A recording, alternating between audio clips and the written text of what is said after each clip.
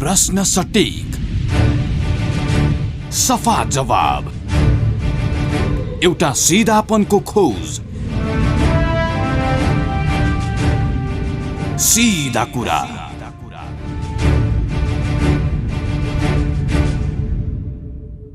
नमस्कार, कार्यक्रम सीधा कुरामा स्वागत छ। म कृष्ण तिमल Sinha. Capital FM 92.4 megahertz Kathmandu, पूर्वी नेपालमा रेडियो सारङ्गी 101.3 मेगाहर्ज मोरङ, पश्चिम नेपालमा रेडियो सारङ्गी 93.8 मेगाहर्ज पोखरा लगायत देशका विभिन्न एफएम स्टेसनबाट एकैसाथ प्रसारण भइरहेको सीधा कुरा तपाईँ www.cfmonair.com र www.radiosarangi.com बाट संसारभर एकैसाथ सुनिरहनु भएको छ। आज हामी वैशाख 11 लोकतन्त्र दिवस 62-63 सालको दोस्रो ऐतिहासिक जनआन्दोलन, नेपालमा 10 वर्षसम्म सशस्त्र द्वन्द्व चर्किराखेको पृष्ठभूमिमा त्यसलाई शान्तिपूर्ण राजनीतिमा रूपान्तरण गर्नका लागि दिल्लीमा भएको 11 बुँदे सहमति र सम्झौतामा उभिएर चर्काइएको आन्दोलन, माघ 19 पछि राजनीतिमा सक्रियतापूर्वक भूमिका खोजेका तत्कालीन संविधानको धारा 27 को त्यान्द्रो समातेर राजनीतिमा होमिएका तत्कालीन राजा विरुद्धको सङ्घर्ष, त्यो सङ्घर्षमा उठेका एजेन्डा अनि त्यसपछिका दिनमा हामीले समग्रतामा प्राप्त गरेको उपलब्धिमा केन्द्रित रहेर संवाद गर्न खोजिराखेका छौँ। सन्दर्भ चाहिँ धेरै छन्। भूकम्पको पूर्व सन्ध्या पनि छ, वैशाख 12 को पूर्व सन्ध्या। हामी बिहानै भूकम्पीय धक्का महसुस गरिराखेको अवस्था छ। आज बिहानै पनि धादिङको नौबिसेलाई केन्द्रबिन्दु बनाएर 5.2 म्याग्निच्युडको भूकम्प बिहान 6:46 गयो भनेर राष्ट्रिय भूकम्प मापन केन्द्रले जानकारी गराइराखेको छ। त्यसभन्दा अगाडि बिहान 6:30 बजे काठमाडौँको कीर्तिपुरलाई केन्द्रबिन्दु बनाएर 4.7 म्याग्निच्युडको भूकम्प गएको अर्को रेकर्ड पनि सार्वजनिक भएको छ। यसरी भूकम्पको धक्का, भूकम्पीय जोखिमको सन्दर्भ छँदैछ। सँगसँगै राष्ट्रपति विद्यादेवी भण्डारी चीनको औपचारिक भ्रमणमा, राजकीय भ्रमणमा गइराखेको सन्दर्भ पनि छन्। तर पनि समग्रतामा आज चाहिँ हामी लोकतन्त्र दिवस विशेषमा जोडिन खोजिराखेका छौँ। हामीसँग 2062-63 सालको त्यो ऐतिहासिक जनआन्दोलनको समयमा तत्कालीन राजाको निरङ्कुशता विरुद्धको आन्दोलनमा होमिएका 7 राजनीतिक पार्टीका शीर्ष नेता मध्येका एक भरत विमल यादव संवादमा हुनुहुन्छ, जो 62-63 को त्यो ऐतिहासिक जनआन्दोलनले प्राप्त गरेको उपलब्धि, बृहत शान्ति सम्झौता पछिका राजनीतिक कालखण्डमा चाहिँ ओझेलमा बस्दै आउनु भएको छ। समग्रतामा आज हामी त्यही दिनलाई सम्झन खोजिराखेका छौँ। भरत विमल यादवज्यू, स्वागत छ यहाँलाई। स्वागत छ सीधा कुरामा। लामो समयदेखि मौन अवस्थामा, राजनीतिकमा भूमिकाविहीन अवस्थामा 62-63 को जनआन्दोलन, त्यति बेला उठाइएका एजेन्डा, त्यसका उपलब्धिका सन्दर्भमा पनि प्रतिक्रियाविहीन अवस्थामा हुनुहुन्छ तपाईँ। तर पनि मैले कोसिस गरेँ वैशाख 11 को यो सन्दर्भमा, र सन्दर्भ चाहिँ 62-63 को जनआन्दोलन कुन पृष्ठभूमिमा, के का लागि, कसरी गरियो, कसरी अवतरण भयो, त्यसपछिका उपलब्धिहरूलाई कसरी लिन सकिन्छ भन्ने सन्दर्भ नै हो। अब त्यही दिनलाई फर्किएर त्यही दिनको पृष्ठभूमिबाटै संवाद थालौँ। कस्तो परिस्थिति, कुन परिस्थितिमा सुरु भएको आन्दोलन अनि त्यसले ल्याएका उपलब्धिहरू? हजुर, त्यो मेन त चाहिँ यो 62-63 को आन्दोलनको पृष्ठभूमि चाहिँ तपाईँको 59 असोज 18 गतेदेखि सुरु भएको हो। 59 असोज 18 गते जब तत्कालीन राजा ज्ञानेन्द्रले निर्वाचित प्राइम मिनिस्टर शेरबहादुर देवाललाई बर्खास्त गरे, असक्षम भनेर बर्खास्त गरे। अनि यो त अब तपाईँको के हो भने तत्कालीन संविधान, मतलब 47 सालको संविधानले गर्दा पनि त्यो गैर संवैधानिक थियो। र संवैधानिक राजतन्त्र चाहिँ जुन भूमिकामा बस्नु पर्थ्यो त्यो नभएर सक्रिय हुन खोजेकोले अब यो त लोकतन्त्रको मूल मान्यता विपरीत भयो भनेर हामीले चाहिँ अब त्यसको विरुद्धमा, राजाको त्यो गैर संवैधानिक र प्रजातन्त्र विरुद्धको चाहिँ त्यो कदमप्रति हामी चाहिँ विरोधमा उत्रेको हौँ। त्यसपछि तपाईँको के हो भने अझ चाहिँ यो 59-18 पछि त तपाईँको फर्स्ट फेजमा चाहिँ के हो भने राजाले त सक्रिय भएर पनि चाहिँ अब देखाउनलाई नै भए पनि त्यो तपाईँको पहिले लोकेन्द्रबहादुर चन्द, त्यसपछि सूर्यबहादुर थापा, त्यसपछि फेरि तपाईँको गेम प्लान अनुसार नै तपाईँको शेरबहादुर देवालजीलाई प्राइम मिनिस्टर नियुक्त गरेर आफू चाहिँ शासन गर्न खोजा हो। सेकेन्ड फेजमा तपाईँको 61 तपाईँको माघ 19 को सन्दर्भ, माघ 19 गते होइन, माघ 19 गते तपाईँको के हो भने जब माने इन्डाइरेक्टली सैनिक अप्रत्यक्ष रूपमा सैनिक कुक गरे जस्तै गरेर तपाईँ जब प्रत्यक्ष रूपमा आफ्नै हातमा शासन लिनुभयो, आफ्नो हातमा शासन लिएर राजा पूर्ण रूपमा जब सक्रिय हो, त्यसपछि तपाईँले हुँदै भएन, राजा पुरा सक्रिय हो भनेर अनि राजतन्त्रको विरुद्ध नै आन्दोलन त्यसपछि तपाईँको सुरु भयो। पहिले त के थियो भने तपाईँको 1918 पछि तपाईँको प्रजातन्त्र पुनर्स्थापनाको लागि आन्दोलन हामीले सुरु गऱ्यौँ। पहिले फर्स्ट फेजमा 61 माघ 19 पछि त अब यो राजा चाहिँ पूर्ण रूपमा सक्रिय हुँदै भएन यो भनेर हामीले चाहिँ राजतन्त्र आन्दोलन स्वतः तपाईँको अटोमेटिकली तपाईँको राजतन्त्र विरुद्ध नै आन्दोलन चाहिँ परिवर्तित भयो। हजुर। त्यसपछि तपाईँको 62 साल मङ्सिर 7 गते 7 दल माओवादीको बिचमा एउटा बारबन्दी सम्झौता भयो, जुन आजभोलि नेपाली राजनीतिमा धेरै नै चर्चित विषय पनि होस्। त्यसको जगमा चाहिँ आन्दोलन चाहिँ सुरु भयो अलिक सशक्त रूपमा। हजुर।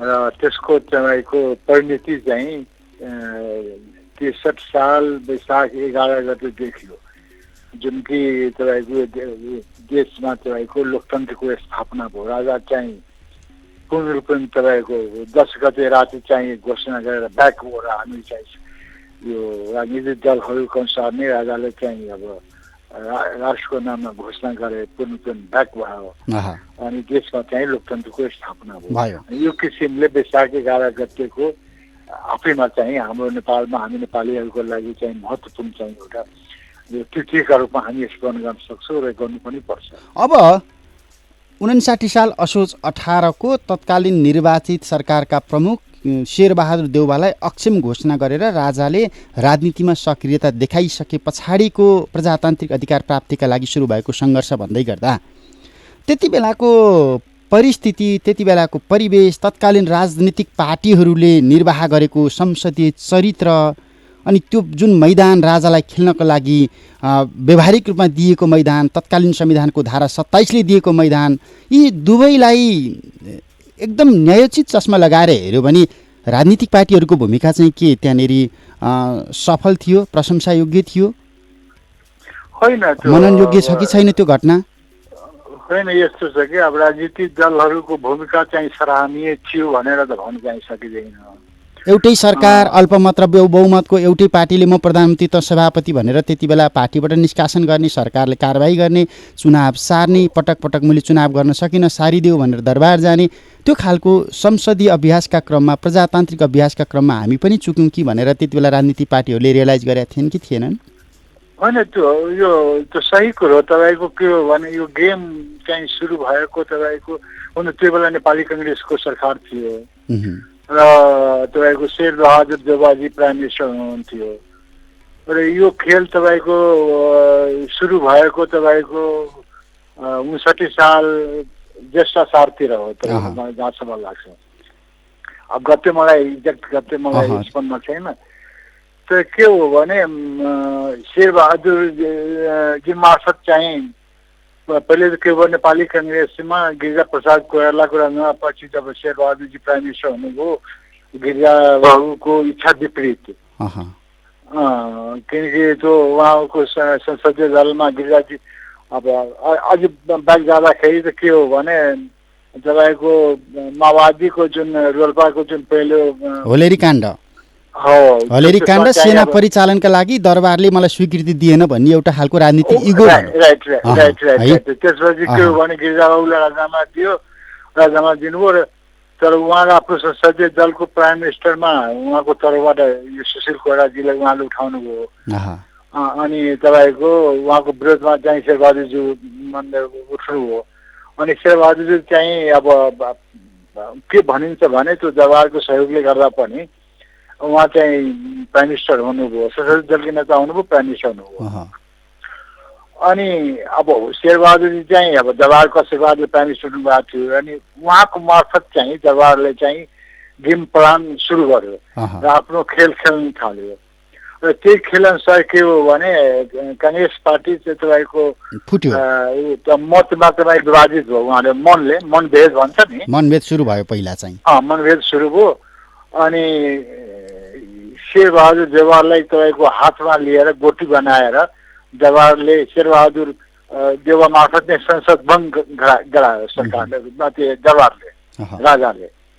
अनि तपाईँको जब शेरबहादुरजीले तपाईँको संसद भङ्ग गर्नुभयो, त्यो चाहिँ एउटा ठुलो भुल थियो तपाईँको नेपाली राजनीति प्राइम मिनिस्टरको, देशको प्राइम मिनिस्टरको। संसद भङ्ग गर्नु हुँदैन थियो। शेरबहादुरजीले अब जवाहरको इसारामा भङ्ग गर्नुभयो। त्यसरी तपाईँको जवाहरले खेल्ने मौका पायो। अनि अब संसद भङ्ग गरियो, मध्यावधि निर्वाचनको लागि पटक पटक मैले गर्न सकिनँ, मिति सार्देऊ भन्न पनि अवस्था आयो। अनि अक्षमताको भन्दा पहिला त हामीले गल्ती गऱ्यौँ, त्यसपछि हाम्रो गल्तीमा दरबारले खेल्यो भन्ने खालको महसुस चाहिँ राजनीति पार्टीमा त्यति बेला पनि भएन नि त? होइन, त्यो यस्तो भयो कि अब यस्तो हुन्छ कि अब राजनीति पार्टी भनेको पनि नेताहरूमा पनि सबै तपाईँको एकेनासको त हुँदैन, नेताहरू पनि त गद्दार हुन्छ नि त। तपाईँको के हुन्छ भने सिक्किममा ल्यान्डुप जोडिदिनु भएको भए सिक्किम भारतमा बेला हुन्थ्यो त। त्यसैले के मैले अब यसलाई अब अलि राजनीतिक शब्दावलीमा अलि त्यो अप्रिय शब्द प्रयोग नगरौँ। तर त्यो बेलामा शेरबहादुरजी चाहिँ जवाहरको मोहरा बन्नुभयो र शेरबहादुरजी मार्फत चाहिँ जवाहरले खेल खेल्यो। तर उहाँलाई नै पछि असक्षम घोषित गरेर जवाहरले चाहिँ अब उहाँलाई नै बर्खास्त गरेर चाहिँ पहिले त असोज 18 गते प्रत्यक्ष रूपमा शासन आफ्नो हातमा लिनुभयो। त्यही जवाहरको तत्कालीन संविधानको 127 जुन भन्नुहुन्छ नि, धारा 27 को केन्द्रमै दरबारले माघ 19 सम्म खेल्न पायो। 27 होइन, 127 हो। 127 हजुर। त्यो 127 को दुरुपयोग हो। त्यो 127 मा त यो राजालाई त्यो यो अधिकारी थिएन कि यो तपाईँको यो बाधा अड्काउको सन्दर्भ थियो त्यति बेला कि के? हो राइट। त्यो बाधा अड्काउको तपाईँको गलत दुरुपयोग गरेर राजाले खेल खेल्यो त्यो। हजुर। अब पछि गएर त्यही दरबारको गोटी अथवा त्यही दरबारको इसारामा पार्टीमा अल्पमत बहुमत, मत विभाजन, मन विभाजन र काङ्ग्रेस प्रजातान्त्रिक गठन लगायतको कालखण्ड भयो। 62-63 को जनआन्दोलनको समाप्तिको समयमा शेरबहादुर देउवा, प्रकाशमान सिंहहरू जेलसम्म गएर बस्नुपर्ने अवस्था आयो, होइन? जेलमै हुनुहुन्थ्यो सायद त्यति बेला। गोपालमान श्रेष्ठले तपाईँसँग राजनीतिक सहकारी गर्नुभएको थियो सडकमा उभिएर। अब यहाँनिर हामीले भन्यौँ नि, ल त्यति बेला संविधानको धारा 127 को ज्ञानेन्द्र शाहले यो पृष्ठभूमि पनि क्लियर गरिदिइहाल्नुहोस्। हजुर हजुर। होइन, म एउटा इन्ट्रेस्टिङ रहेको अहिले धेरैलाई थाहा नभएको पनि हुनसक्छ। राजाको गेम तपाईँको खालि काङ्ग्रेसीमा थियो होइन, हरेक पार्टीमा माने तत्कालीन जवाहरले गेम खेलिरहेको थियो। यहाँसम्म कि त्यो बेलाको मेरै पार्टी चाहिँ नेपाल सङ्घमा पार्टीमा पनि जवाहरको खेल भइरहेको थियो। त्यो बेलामा हाम्रो तपाईँको यो कारबारका अध्यक्ष बद्री मण्डलजी हुनुहुन्थ्यो।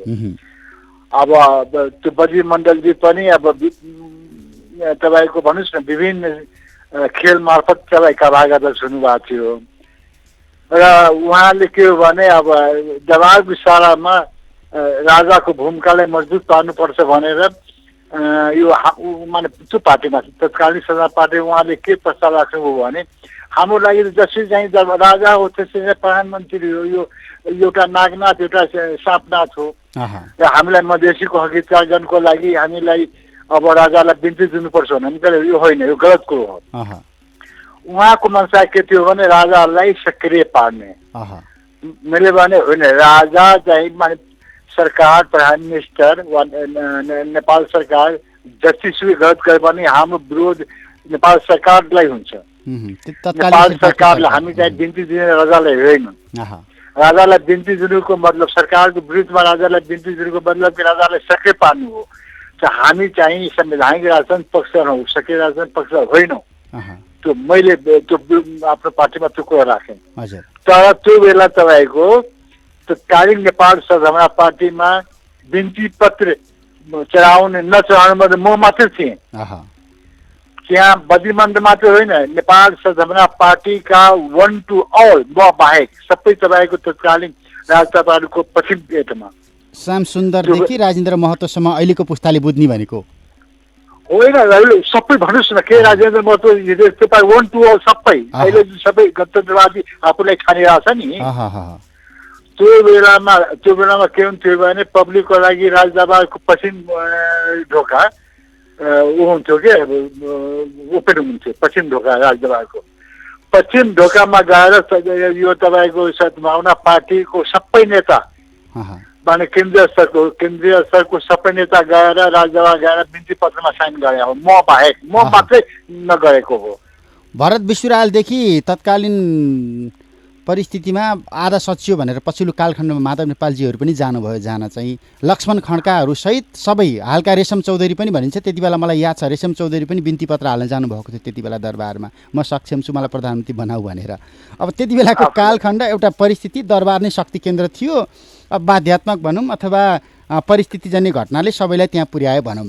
तर अब हामीले तपाईँले यो पृष्ठभूमि जोड्दै गर्दा छ नि, अब त्यति बेला राजनीतिक पार्टीहरूले पनि आफ्नो भूमिका निर्वाह गर्न सकेनन्। प्रजातान्त्रिक पद्धति प्रणालीप्रतिको उनीहरूको जवाफदेहिता अलिकति स्वार्थमा गएर बाजियो। अब होलेरी काण्डमा सेना परिचालन गर्न नसक्दा गिरिजाबाबुको दरबारसँगको एक खालको युगो छ भनेर काङ्ग्रेसकै नेताहरू अहिले भनिराखेका छन्, त्यही युगोले त्यहाँसम्म पुर्यायो। अब पछि चाहिँ हामीले जस्तो अर्को तपाईँले 62 मङ्सिर 7 को सन्दर्भ जोड्दै गर्दा दिल्लीमा गएर 12 बुँदे सम्झौता गरिसके पछाडि चाहिँ बिन्ती पत्र दिल्ली दरबारमा लगेर हाल्नुपर्ने परिस्थिति बनायौँ नि त हामीले, है? होइन, यस्तो छ कि तपाईँको अब नेताहरूबाट तपाईँको समय समयमा कमजोरी नभएको भने होइन, नेताहरूबाट कमजोरी नभएको भए त दरबारले खेल्ने मौका नै पाउने थिएन। पहिलो कुरो त्यो हो। त्यसपछि आन्दोलनको दौरान पनि अब त्यो ब्रिटिस शैलीमा दरबारले चाहिँ अब डिभाइड एन्ड रुलको गेम पनि खेल्यो, जुन ब्रिटिसहरूको थियो नि एउटा मूल मन्त्र डिभाइड एन्ड रुल भनेर। त्यही गेम अनुसार दरबारले पनि अब संसदवादी दलहरूमा पहिले त दरबारले संसदवादी र माओवादी बिचमा पनि डिभाइड एन्ड रुलको गेम खेलेकै हो दरबारले। माओवादी पनि पहिले तपाईँको यो संसदवादीको विरोध गरेर दरबारसित चाहिँ मिलेर अगाडि बढ्ने राजनीति गर्ने भने माओवादी त्यो सोच्न सुरुमा अगाडि बढाएको थियो। र संसदवादी दलहरू बिच पनि दरबारले गेम आफ्नो खेलेकै हो।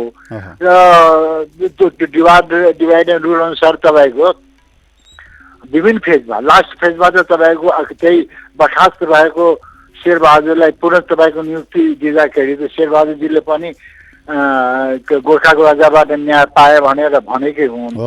र तत्कालीन एमाले तपाईँको चाहिँ अब प्रतिगमन आधा सचिव भनेर त्यो सरकारमा गएको हो। अनि यो त तपाईँको राजनीतिक दलहरूबाट कमी कमजोरी भएको हाम्रै नेताहरू पनि अहिले पनि त्यो ठुला नेताहरू जुन छन् त्योमध्येका नेताहरू पनि त्यो बेला आन्दोलनलाई खिचौटी गरेकै हुन्। अहिलेको प्रधानमन्त्री अब संवादै हो, राजनीतिक रूपमा खुल्ला नै छ, खुल्ला किताब हो नेपालको राजनीति पछिल्लो कालखण्डको। अहिलेकै प्रधानमन्त्री केपी शर्मा ओलीले यो आन्दोलनको औचित्य छैन, यो आन्दोलनले कहीँ पुर्याउँदैन, बैलगाडा चढेर अमेरिका गइँदैन भन्ने सन्दर्भ यही आन्दोलनकै पृष्ठभूमिमा भन्नुभएकै हो नि। अब त्यति बेलाको राजनीतिक चरित्रलाई ल्याएर अहिलेको राजनीतिक चरित्रसँग दाँच्दाखेरि अब त्यति सान्दर्भिक नहोला, तर त्यही पृष्ठभूमिमै उभिएर हेर्दाखेरि राजनीतिक पार्टीहरूले गल्ती कमजोरी गरेकै कारण दरबारले खेल्यो भन्ने यथार्थ चाहिँ अहिलेसम्म पनि राजनीतिक दलहरूको उच्च तहमा त्यो खालको महसुस भइराखेको अवस्था चाहिँ छैन। अब त्यो समय परिस्थितिले त त्यसरी तपाईँको दर्शाउँदै आएको छ। अहिले पनि राजनीतिक दल पूर्ण रूपले सचिएको अवस्था अहिले पनि छैन।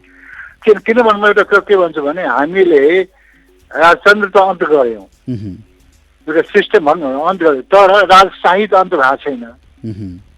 राजशाही भनेर मैले भनेको के भन्न खोजेको के भने संस्था मात्रै फाले हो तपाईँहरूले? हो, संस्था मात्रै फाल्यो। त्यो प्रवृत्ति चाहिँ अहिले पनि विराजमान छन्। हो, एउटा राजा देशमा पहिले एउटा राजा हुन्थ्यो, त्यो एउटा राजालाई हटाएर हामी चाहिँ अहिले सैकौँ राजा हामी जन्माएका छौँ, त्यो प्रवृत्तिले गर्दा। अर्को चाहिँ जस्तो मैले तपाईँसँग जनआन्दोलनकै पृष्ठभूमि तयार हुँदै गर्दाखेरि एकताका नागार्जुनमा ज्ञानेन्द्र शाहसँग वार्ताका श्रृङ्खला चलेका थिए नि, तपाईँहरू जानुभएको थियो, माधव नेपाल, अमिक शेरचन, गिरिजाप्रसाद कोइराला, तपाईँहरू। त्यो चाहिँ त्यो के सन्दर्भ, के पृष्ठभूमि थियो त्यति बेलाले? त्यो संवादले तपाईँहरूलाई राजनीतिक रूपमा संवादको सम्भावनामा लानुको सट्टा आन्दोलनको सम्भावनामा धकेलेको पनि थियो त्यति बेला। त्यो पृष्ठभूमि के थियो? अलिकति नखुलेका तथ्यहरू केही छन् त्यति बेलाको नागार्जुन दरबारको सन्दर्भ है? होइन, त्यो यसमा त तपाईँको त्यो बेलामा त हामीले चाहिँ यो माने यो संसद पहिले त के थियो, प्रारम्भिक प्रस्तावना भनेको संसद पुनर्स्थापनाको तपाईँको बटम लाइन त्यही थियो। संसदलाई प्रस्तावना गर्नुपर्छ भन्ने हाम्रो माग थियो। हजुर। अनि त्यो सिलसिलामा सुरुमा त के हो भने वार्ताबाट नै, यदि चाहिँ अन्डरस्ट्यान्डिङबाट नै राजा मान्यो भने, राजाले संवैधानिक राजतन्त्र मानेर नै संसद प्रस्तावना गरेर हामी चाहिँ अगाडि बढ्छौँ भने पहिलोको सोच थियो। तपाईँको सेकेन्ड फेज आउनुभन्दा अगाडिको कुरो हो यो। तर त्यो बेलामा के हो भने राजाले त के हो भने होइन, राजा चाहिँ केमा अडिग भयो भने संसद प्रस्तावना गर्ने होइन कि तपाईँहरूले एउटा मान्छे फेरि डिभाइड, राजाको चाहिँ डिभाइडिङ रोलको थियो कि तपाईँहरूले एउटा मान्छेलाई सिफारिस गर्नु, त्यसलाई चाहिँ म प्रधानमन्त्री बनाउँछु भनेर राजाको तर्फबाट त्यो आएको हो। हामीले होइन, संसद माने राजाबाट नोमिनेटेड प्राइम मिनिस्टर होइन कि संसद प्रस्तावना गरेर प्राइम मिनिस्टर हामी बनाउँछु भने हाम्रो त्यो भनाइ थियो। मेरो मन साहित्य तपाईँ क्लियर हुनु भएन? हजुर हजुर। राजाको के थियो भने माने म नोमिनेट गरिदिन्छु, तपाईँहरू भन्नुहोस् जुन मान्छेलाई त्यसलाई म नोमिनेट गरिदिन्छु प्राइम मिनिस्टरमा, राजाको थियो। संसद थिएन नि त त्यति बेला, संसद थिएन, सडकबाटै तपाईँहरूले मनोनीत गर्न सक्ने संवैधानिक व्यवस्था पनि त थिएन फेरि। पहिले त्यही त संसद प्रस्तावना गरौँ अनि हामीले संसद प्रस्तावना गरेर अनि संसद हामी प्राइम मिनिस्टर बनाउँछौँ भनेर हाम्रो त्यो डिमान्ड थियो। अनि संसद पुनर्स्थापना तत्कालीन सात राजनीतिक पार्टी संसद पुनर्स्थापनाका सन्दर्भमा तपाईँको पाटनको कृष्ण मन्दिर आसपासको क्षेत्र, सिंहदरबारको ढोका, प्रज्ञा भवन, राष्ट्रिय सभागृह अथवा जहाँ जहाँ तपाईँहरूले राष्ट्रिय सभा प्रतिनिधि सभाको बैठकहरू गर्दै हिँड्नुभयो नि, त्यति बेलाको समयसम्म पनि तपाईँहरू संसद पुनर्स्थापनाको एजेन्डामा त ऐक्यबद्धता त त्यति बेला थिएन नि त, तपाईँहरू विभाजित हुनुहुन्थ्यो। गिरिजाप्रसाद कोइराला एक्लैले यो एजेन्डा बोकेको हुन् भनेर काङ्ग्रेसले अहिले पनि दाबी गरिराखेको अवस्था छ फेरि। होइन, यो त के छ तपाईँको माने सुरुमा तपाईँको एकदम सुरुको फेजमा एकदम सुरुको फेजमा मात्रै त्यसमा तपाईँको एमाले सुरुमा संसद प्रस्तावनाको पुरा होल हार्टेडली सपोर्ट गरेका थिए। अनि सुरुमा भन्नु त्यो अब एक्ज्याक्ट डेट मलाई अहिले स्मरण छैन, तर पछि आएर त्यो फर्स्ट फेजमा पनि अलिक टाइम पछि त सुरुमा पाँचवटै दल त्यो संसद प्रस्तावनाको उसमा एकमत भएन। त्यसपछि तपाईँको कृष्ण मन्दिर जहाँ तहाँ त्यो हाम्रो भयो नि, जुन तपाईँको यो हामीले प्रतिनिधि सभाको त्यो फिल्डमा सडकमा बसेर प्रतिनिधि सभा राष्ट्रिय सभाको बैठक गर्नुभयो धेरै ठाउँमा, त्यो बेलामा त सबै एकमत भइसकेको थियो। अनि जस्तो तपाईँहरूको यो दिल्लीसँगको कनेक्सन चाहिँ कसरी भयो 62 मङ्सिर 7 को सन्दर्भ? यो पृष्ठभूमि चाहिँ कसरी तयार भयो? दिल्लीमा गएर 12 बुँदे सम्झौता गरौँ, माओवादीले पछाडिबाट ब्याकफोर्सको रूपमा समर्थन गर्छ, आन्दोलन चर्काउँ, राजा फालिन्छन्, अनि त्यसपछि शान्ति सम्झौता हुन्छ भन्ने एउटा मार्गचित्रमा राजनीति उभियो नि। यो चाहिँ यो पृष्ठभूमि चाहिँ कसरी तयार भयो, कसले तयार पारिदियो त्यति बेला? हो नि, यस्तो हो तपाईँको। अब के छ त्यो बेलामा त तपाईँको अब पहिले त हामीले संसदवादीहरू नै एक ठाउँमा हुनुपर्छ, संसदवादीहरू हामी एक ठाउँमा भएन भने आन्दोलन सक्सेस हुँदैन भने पहिले संसदवादीहरू एक ठाउँमा हामी भयौँ। त्यसपछि होइन, माओवादीलाई पनि हामीले एक ठाउँ आफू आन्दोलनमा हामीले जोडेनौँ भने यो सशक्त हुन सक्दैन भनेर संसदवादी र माओवादी मिलेर आन्दोलन अगाडि बढ्नु पर्यो भनेर माओवादीसित पनि विभिन्न फेजमा कुरा भएको हो। त्यसमा तपाईँको बढी सुरुको फेजमा तपाईँको अब एमाले पार्टीले आफ्नो स्तरबाट तपाईँको वामदेव गौतमको अगुवाईमा वार्ता गर्यो भन्ने आएको थियो त्यति बेला। वामदेव पनि तपाईँको युवराज गेवाली हो क्या, युवराज गेवाली मार्फत तपाईँको रोल्पामा कहाँ उहाँहरू चाहिँ कुरा गर्नुभयो र माधवजी आफै पनि तपाईँको सिलगढी गएर पनि माओवादीसित कुरा भयो। त्यसपछि त होइन। अनि एउटा उहाँलाई पनि सम्झिरहेको तपाईँको जनमोर्चाको पनि माओवादीसित संसदवादी र माओवादीलाई मिलाउनमा जनमोर्चाको पनि अहम भूमिका नै हो। र त्यो बेलामा हुन्छ तपाईँको जनमोर्चाको अहिलेको तपाईँको अमिक शेरचन फ्रन्ट लाइनमा, पछाडि नै अमिक शेरचन के अरे नारायण काजीजी भन्नुभयो।